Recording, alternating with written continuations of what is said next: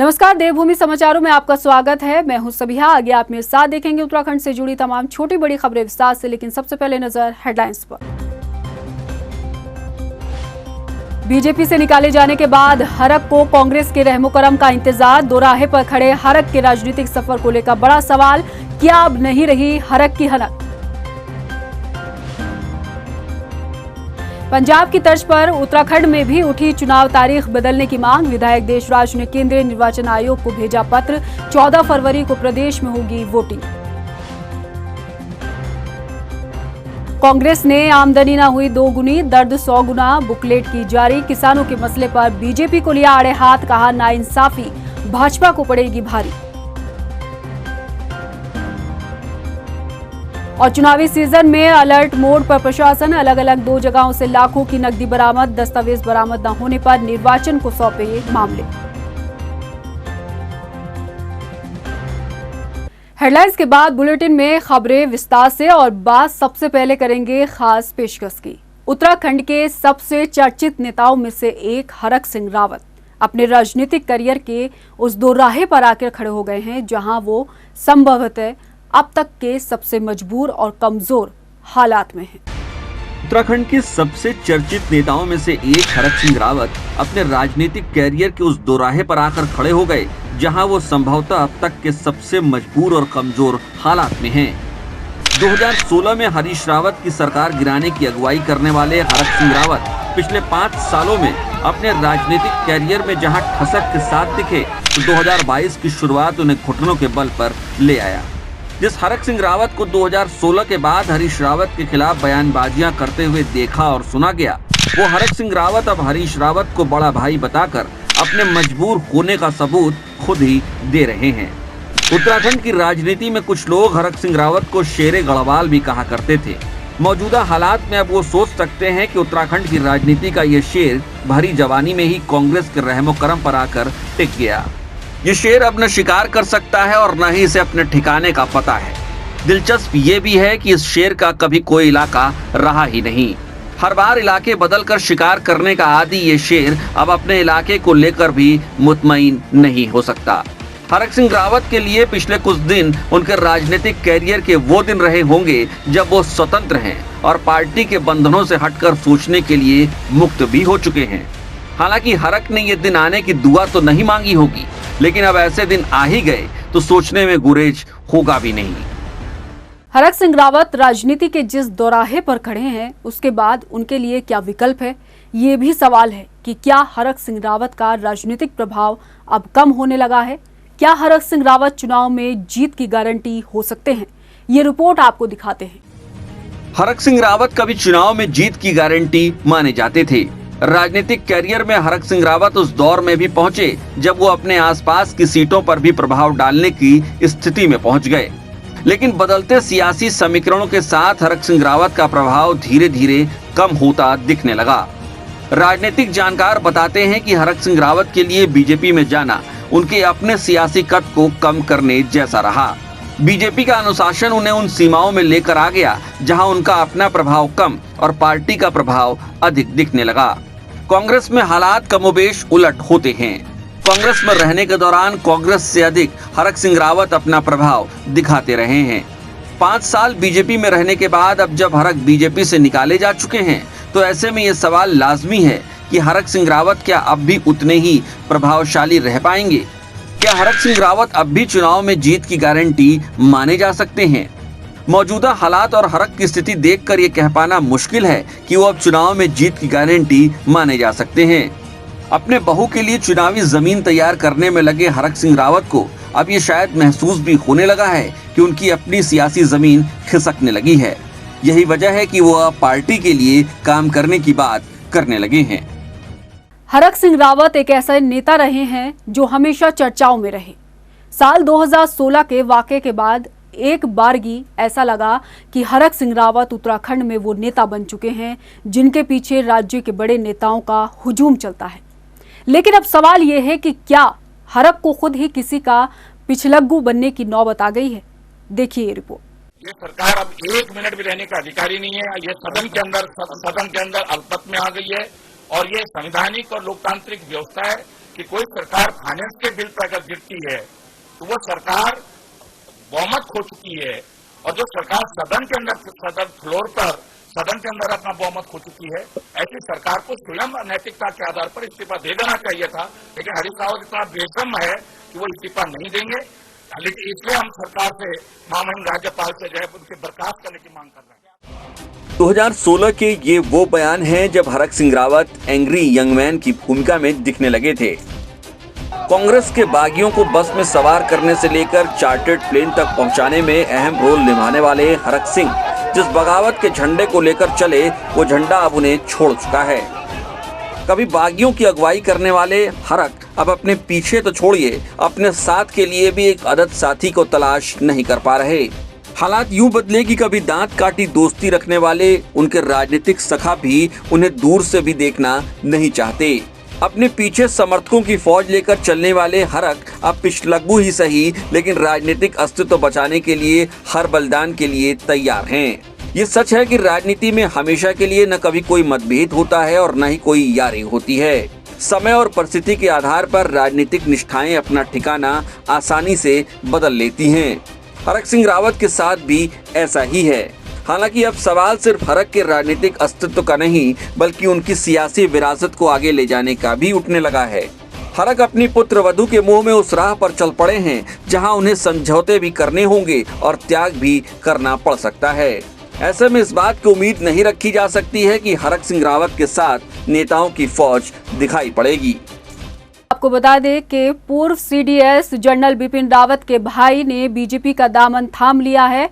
विजय रावत ने बीजेपी में शामिल हो गए हैं और दिल्ली में मुख्यमंत्री पुष्कर सिंह धामी ने उनको सदस्यता दिलाई है। आपको बता दें कि पूर्व सीडीएस जनरल बिपिन रावत का परिवार सेना से ताल्लुक रखता है और उनके भाई भी सेना से जुड़े रहे हैं और आज दिल्ली में उनको बीजेपी की सदस्यता दिलाई है सीएम पुष्कर सिंह धामी ने। इस मौके पर सांसद अनिल बलूनी भी मौजूद रहे। उन्होंने सीडीएस के भाई विजय रावत का स्वागत किया बीजेपी में शामिल होने के बाद। तो इस वक्त की बड़ी खबर आपको बता दें कि पूर्व सीडीएस जनरल बिपिन रावत के भाई विजय रावत बीजेपी में शामिल हो गए हैं और दिल्ली में उनको भाजपा की सदस्यता दिलाई गई है। जहां एक तरफ दोनों राष्ट्रीय दल कांग्रेस बीजेपी अपने उम्मीदवारों की लिस्ट जारी होने में वक्त लगा रहे हैं, तो वहीं दूसरी तरफ उत्तराखंड क्रांति दल ने अपने प्रत्याशियों की दूसरी लिस्ट जारी कर दी है। यूकेडी की दूसरी सूची में 14 लोगों के नामों का ऐलान किया गया है। आपको बता दें कि यूकेडी अभी तक 30 सीटों पर अपने प्रत्याशियों का ऐलान कर चुकी है। भले ही यूकेडी ने अपने प्रत्याशियों की दूसरी सूची जारी कर दी हो, लेकिन टिकट आवंटन के बाद से यूकेडी कार्यकर्ताओं ने अपने ही नेताओं पर अनदेखी का आरोप लगाते हुए देहरादून में जमकर हंगामा किया। यूकेडी की महिला प्रदेश अध्यक्ष का आरोप है कि वो पिछले कई सालों से चुनाव की तैयारी कर रही हैं, मगर पार्टी की तरफ से उनकी अनदेखी की गई है। उन्होंने चेतावनी देते हुए कहा कि अगर उन्हें बाकी सीटों पर से किसी एक पर टिकट नहीं दिया गया तो इसके खिलाफ विरोध और तेज किया जाएगा। हम ये कह रहे कि मैं महिला प्रपोज विंग की इन्होंने अध्यक्ष बना रखा मुझे। ये किसी भी चीज में, चाहे वो इन्होंने पर्यवेक्षक बनाया है, चाहे इन्होंने प्रभारी बनाया है, चाहे घोषणा पत्र जारी करा, कहीं भी हम लोगों को पूछा नहीं जा रहा है। तो हमारी नाराजगी दल के शीर्ष नेता से आज 42 साल का इतिहास उठा के देख लीजिए। आज ये स्थिति रही, तभी आज धरातल में हम जीरो हैं आज की डेट में। लेकिन अब हम बिल्कुल ऐसा नहीं होने देंगे। चुनाव सर पे आज हमने कह दिया कि 4-5 सीटें जो और बची हुई है उनकी घोषणा करेंगे, नहीं तो हम यहीं पे हमारा धरना चलता रहेगा। पौड़ी जिले से पूर्व विधायक और वर्तमान नगर पालिका अध्यक्ष यशपाल बेनाम ने बीजेपी के टिकट से चौबट्टा खाल विधानसभा से अपनी दावेदारी पेश की है। उन्होंने कहा है कि अगर इस विधानसभा सीट से सिटिंग विधायक और मंत्री सतपाल महाराज प्रदेश की किसी अन्य सीट से चुनाव लड़ते हैं तो वो चौबट्टा खाल सीट से चुनाव लड़ने की इच्छा रखते हैं। यशपाल बेनाम ने कहा कि अगर उन्हें टिकट मिलता है तो वो पार्टी की उम्मीदों पर जरूर खरा उतरेंगे। वार्ता में मैंने एक बात कही है कि मैं चौबट्टा खाल से अपनी दावेदारी, मैंने जिलाध्यक्ष संपत सिंह रावत जी को अपनी दावेदारी का पत्र प्रस्तुत किया है। हालांकि मैं मानता हूं कि वहां से 2 बार के विधायक और वर्तमान में कैबिनेट मंत्री, जो कि जिनका एक बहुत बड़ा वजूद राजनीति में भी है, आध्यात्म में भी है, उनकी पर्सनैलिटी भी भरपूर है वो।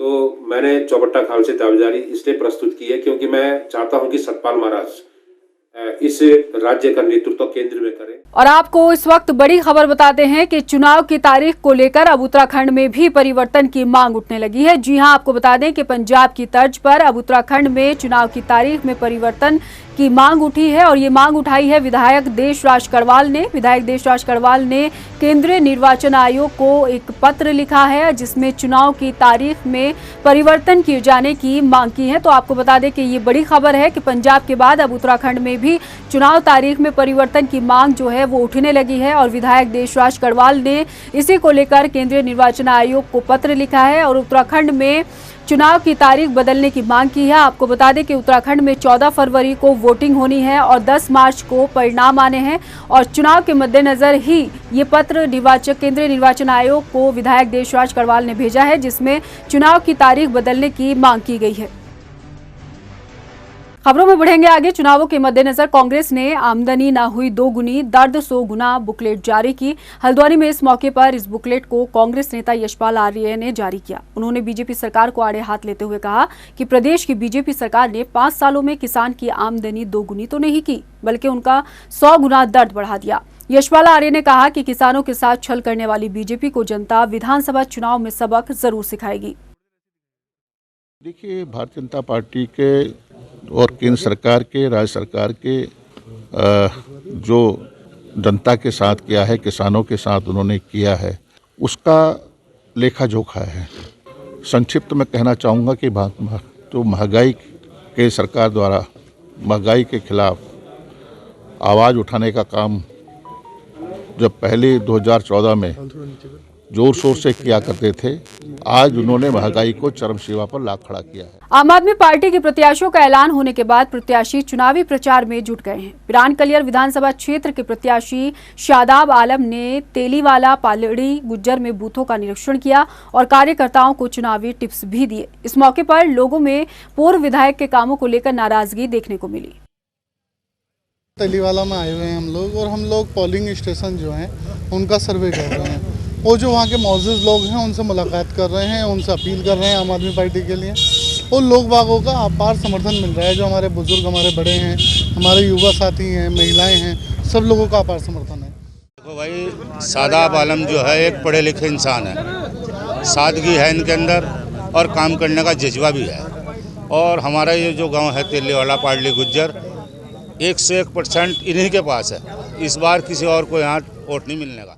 वहीं देहरादून स्थित कांग्रेस मुख्यालय में राष्ट्रीय प्रवक्ता गौरव वल्लभ ने कांग्रेस की बुकलेट आमदनी ना हुई दोगुनी दर्द 100 गुना का विमोचन किया। इस मौके पर उन्होंने केंद्र सरकार पर आरोप लगाते हुए कहा कि बीजेपी ने 3 काले कृषि कानून को किसानों के सर थोपने की भरसक कोशिश की, लेकिन सरकार की ये कोशिश नाकाम साबित हुई है। उन्होंने कहा कि केंद्र सरकार ने किसानों के साथ धोखा देने का काम किया है और बीजेपी के राज में किसान डूबा है। आज हम एक पुस्तिका लेके आपके समक्ष उपस्थित हुए हैं जिसमें हिंदुस्तान के अन्नदाताओं का दर्द, हिंदुस्तान के अन्नदाताओं के साथ जो पिछले 7 साल में धोखा, हिंदुस्तान के अन्नदाताओं के सर पे जो लाठियां मारी गई, उस सब का ब्यौरा इस पुस्तिका में लेके हम आपके सामने उपस्थित हुए हैं। कांग्रेस का दामन छोड़ बीजेपी में शामिल हुई सरिता आर्य और हेम आर्य का नैनीताल में बीजेपी कार्यकर्ताओं ने जोरदार स्वागत किया। नैनीताल पहुंची सरिता आर्य ने बीजेपी के भारी मतों से जीतने का दावा किया। आपको बता दें कि हाल ही में कांग्रेस छोड़ सरिता आर्य भाजपा में शामिल हुई हैं।